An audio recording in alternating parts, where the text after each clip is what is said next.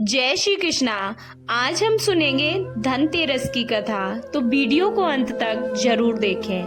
कार्तिक कृष्ण पक्ष की त्रयोदशी तिथि के दिन भगवान धन्वंतरी का जन्म हुआ था, इसलिए इस तिथि को धनतेरस या धन त्रयोदशी के नाम से भी जाना जाता है।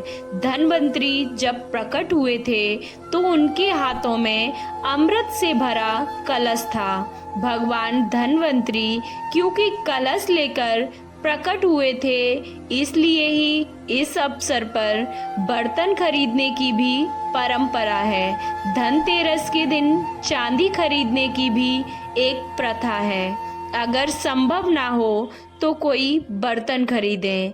इसके पीछे यह कारण माना जाता है कि यह चंद्रमा का प्रतीक है जो शीतलता प्रदान करता है और मन में संतोष रूपी धन का बड़ा वास होता है।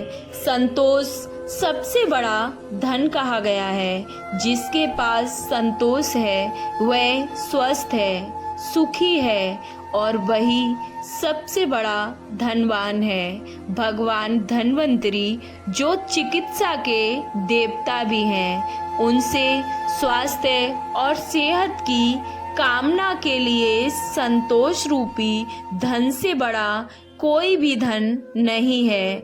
लोग इस दिन ही दिवाली की रात लक्ष्मी गणेश की पूजा हेतु मूर्ति भी खरीदते हैं। धनतेरस की शाम घर के बाहर मुख्य द्वार पर और आंगन में दीप जलाने की प्रथा भी है।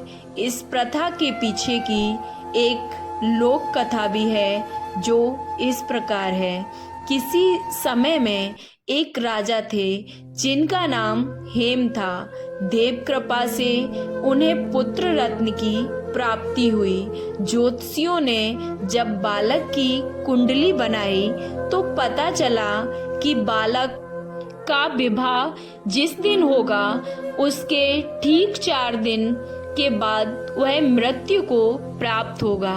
राजा इस बात को जानकर बहुत दुखी हुआ और राजकुमार को ऐसी जगह भेज दिया जहां किसी स्त्री की परछाई भी उस पर ना पड़े। देवयोग से एक दिन एक राजकुमारी उधर से गुजरी और दोनों एक दूसरे को देखकर मोहित हो गए और उन्होंने गंधर्व विवाह कर लिया। विवाह के पश्चात विधि का विधान सामने आया और विवाह के 4 दिन बाद यमदूत उस राजकुमार के प्राण लेने आ पहुंचे। जब यमदूत राजकुमार के प्राण ले जा रहे थे, उस वक्त नवविवाहिता उसकी पत्नी का विलाप सुनकर उनका हृदय भी द्रवित हो उठा, परंतु विधि के अनुसार उन्हें अपना कार्य करना पड़ा। यमराज को जब यमदूत यह कह रहे थे, उसी वक्त उनमें से एक ने यम देवता से विनती की, हे यमराज, क्या कोई ऐसा उपाय नहीं है जिससे मनुष्य अकाल मृत्यु को से मुक्त हो जाए। दूत के इस प्रकार अनुरोध करने से यम देवता बोले, हे दूत, अकाल मृत्यु तो कर्म की गति है। इससे मुक्ति का एक आसान तरीका मैं तुम्हें बताता हूँ, सो सुनो।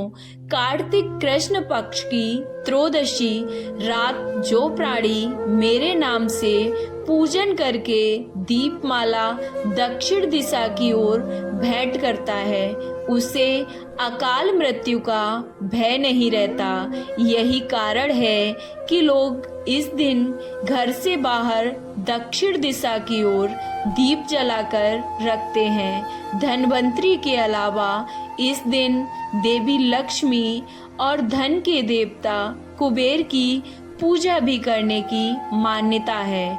कहा जाता है कि एक समय भगवान विष्णु मृत्यु लोक में विचरण करने के लिए आ रहे थे। तब लक्ष्मी जी ने भी उनके साथ चलने का आग्रह किया था। तब विष्णु जी ने कहा कि यदि मैं जो बात कहूँगा तुम अगर वैसा ही मानोगी तो फिर मेरे साथ चल सकती हो। तब लक्ष्मी जी उनकी बात मान ली और भगवान विष्णु के साथ भूमंडल पर आ गईं। कुछ देर बाद एक जगह पर पहुंचकर भगवान विष्णु ने लक्ष्मी जी से कहा कि जब तक मैं न जाऊं तुम यहाँ ठहरो, मैं दक्षिण दिशा की ओर जा रहा हूँ, तुम उधर मत आना। विष्णु जी के जाने पर लक्ष्मी जी ने मन में कौतूहल जागा कि आखिर दक्षिण दिशा में ऐसा क्या रहस्य है जो मुझे मना किया गया है, और भगवान स्वयं चले गए। अब लक्ष्मी जी से रहा न गया और जैसे ही भगवान आगे बढ़े लक्ष्मी जी भी पीछे पीछे उसी दिशा में चल पड़ी। कुछ ही आगे जाने पर उन्हें सरसों का एक खेत दिखाई दिया जिसमें खूब सारे फूल लगे हुए थे। सरसों की शोभा देखकर वह मंत्रमुग्ध हो गईं और फूल तोड़कर अपना श्रृंगार करने के बाद आगे बढ़ी। आगे जाने पर एक गन्ने के खेत से लक्ष्मी जी गन्ने तोड़कर रस चूसने लगी।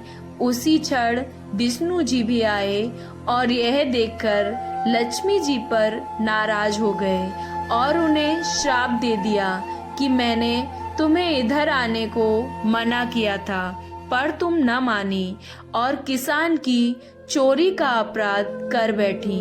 अब तुम इस अपराध के जुर्म में इस किसान की 12 वर्ष तक सेवा करोगी। ऐसा कहकर भगवान उन्हें छोड़कर क्षीर सागर चले गए। तब लक्ष्मी जी उस किसान के घर रहने लगी। एक दिन लक्ष्मी जी ने उस किसान की पत्नी से कहा कि तुम स्नान कर पहले मेरी बनाई गई इस देवी लक्ष्मी का पूजन करो, फिर रसोई बनाना, तब तुम जो मांगोगी मिलेगा। किसान की पत्नी ऐसा ही किया और पूजा के प्रभाव से लक्ष्मी की कृपा से किसान का घर दूसरे दिन से अन्न, धन, रत्न, स्वर्ण आदि से भर गया। लक्ष्मी ने किसान को धन धान्य से पूर्ण कर दिया। किसान के 12 वर्ष बड़े आनंद से कट गए। फिर 12 वर्ष के बाद लक्ष्मी जी जाने के लिए तैयार हुईं। विष्णु जी लक्ष्मी जी को लेने आए तो किसान ने उन्हें भेजने से इनकार कर दिया। तब भगवान ने किसान से कहा कि उन्हें कौन जाने देता है, यह तो चंचला हैं, कहीं नहीं ठहरती, इनको बड़े बड़े नहीं रोक सके। इनको मेरा शाप था, इसलिए 12 वर्ष से तुम्हारी सेवा कर रही थी। तुम्हारी 12 वर्ष सेवा का समय पूरा हो चुका है। किसान हठ पूर्वक बोला कि नहीं, अब मैं लक्ष्मी जी को नहीं जाने दूंगा।